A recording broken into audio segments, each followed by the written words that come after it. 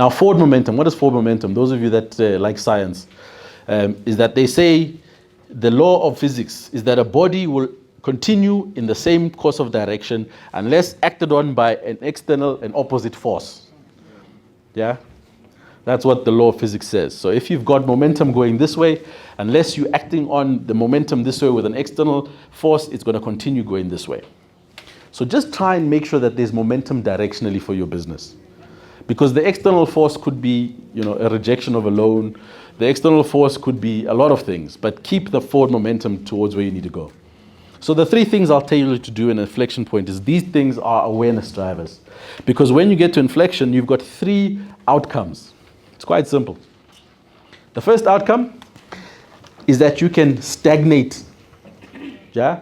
So the line could go like this, and it would go straight, and most likely it'll do this at some point. So you could make a decision. You can be like, this thing is just too tough. I'm going to maintain the customers that I have. I'm going to make sure they keep paying me what they're paying me, and I'm not going to do much to change that. Let me just keep it going like this. That often turns into a lifestyle business if you keep that momentum forever. It's not something that's going to change the world. It's not something that's going to be scalable or sellable. It'll make sure that you don't die. You'll have pay your rent. You'll do all of that kind of stuff, right? But it's one path. The second path is oblivion. What happened to Nokia? You go like this, then you do that, right? That's also possible. If you're not mindful about managing your business, it happens quickly. I'll show you a clip now of the CEO of Nokia. He was famously stated as saying, "We did absolutely everything right, yet we still failed." Right? And he cried, shame, poor guy. But it happens. You can go into oblivion. And then the direction we all want is this space where we reinvent our business and we get to the next level, the S curve. It's really, really difficult. It's not hard. It's not easy. But you can swing that and get to the next level. And so when we talk about being disrupted or being the disruptor, the ones who do this very well are the ones who do this time and time again. And that exercise of being able to go to the next level is something we shouldn't take for granted as small business owners, because you've got a lot of dexterity versus a lot of your competitors. And so if we just double click on this innovation loop, when it comes to the S curve, most organizations that come have got a particular trajectory that they're on. They get to a point where they're making sufficient money and your customers are kind of happy. Something happens, you're impacted by external force.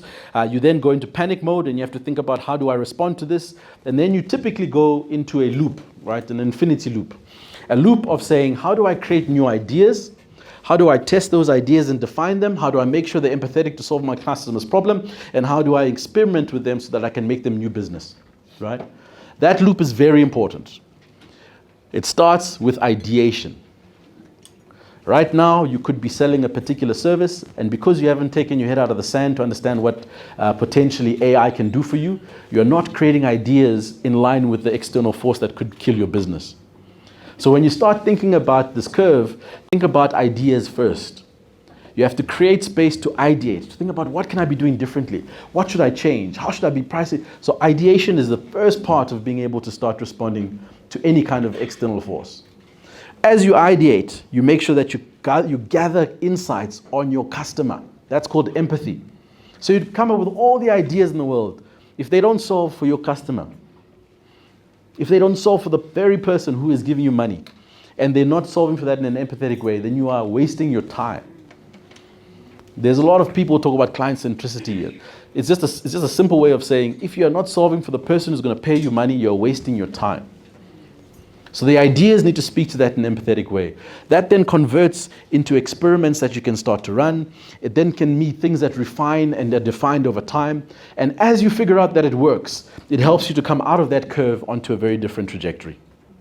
And the trick is how you are mindful of those loops and how often you are doing those loops, right? How often you are sitting back and you're thinking about your business, you're ideating, you're thinking about your customer, you're refining, you're experimenting, you're ideating. So you continue doing that until something sticks. And then it spins out and that takes you to the next level. Does that make sense?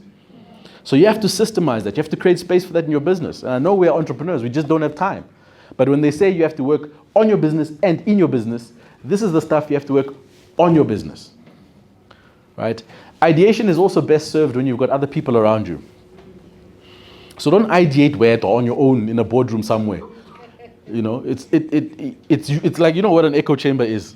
It's like you talking to yourself. Hey, you're so awesome. Yeah, we're awesome. And you, we're awesome too. And what are we going to do because we're awesome? Continue doing what you're doing because you're awesome. Yeah, we're going to keep doing that. It's not demure, guys. It's not cutesy. It's not mindful. So bring other people into your ideation. Why? Because someone will tell you, this thing, my friend, is nonsense. Don't even worry about that. Bring a customer into your ideation.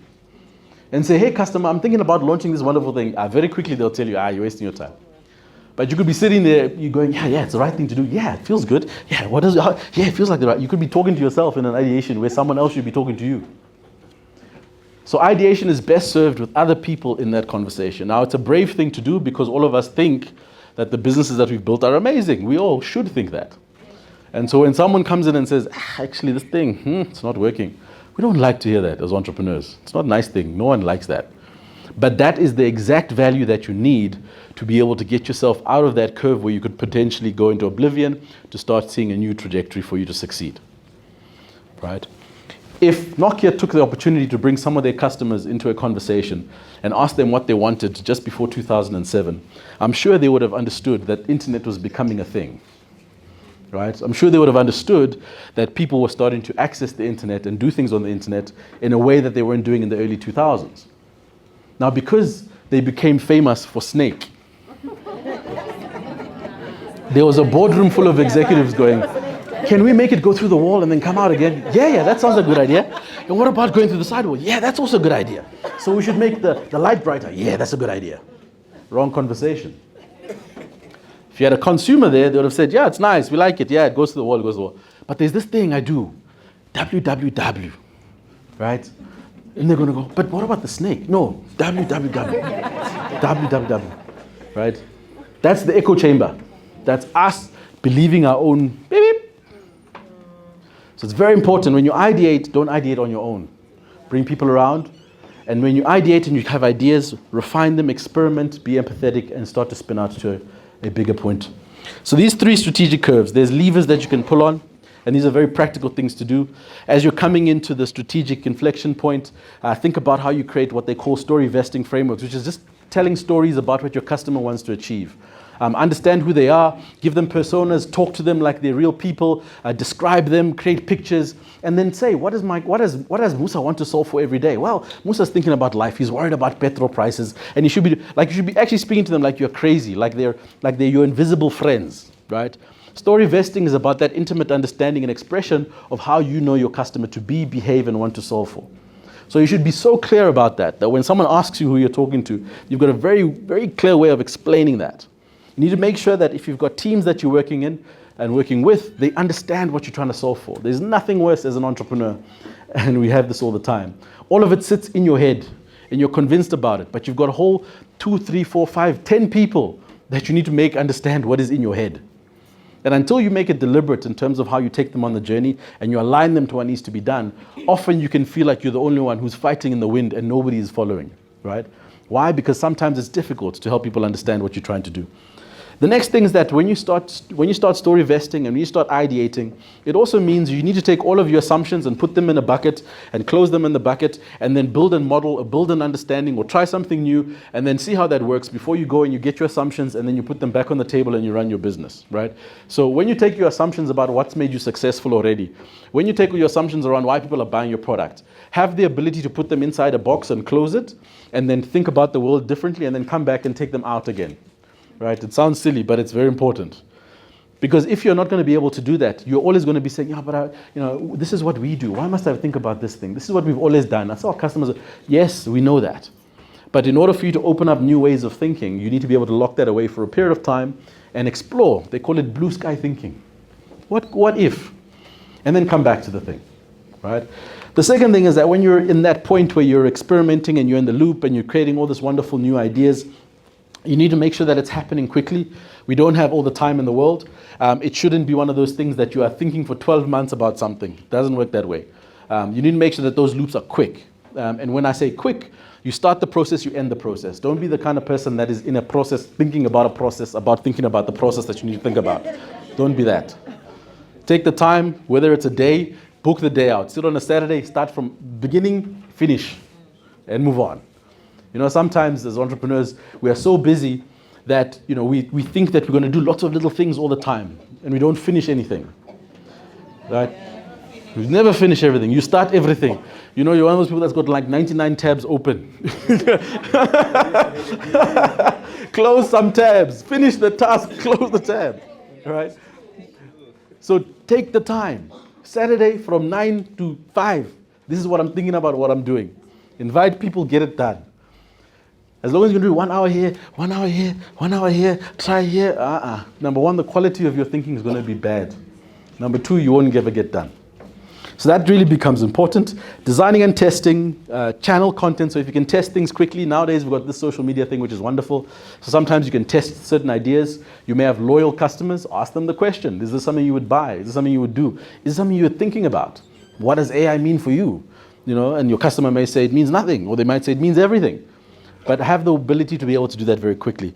And then try and be able to reposition the business. And then lastly, as you come out of the S-curve and that innovation loop, you really have got, you know, a lot of value in terms of innovation and loyalty, because you've proven a particular case, you've gone through the process of thinking about it, you've been able to change the way your business should be responding to it, you've ideated potentially a new business model, you've figured out who you should be partnering with, and that's the kind of stuff that takes you to the trajectory where you can actually not go into oblivion, but get the next level of growth, right?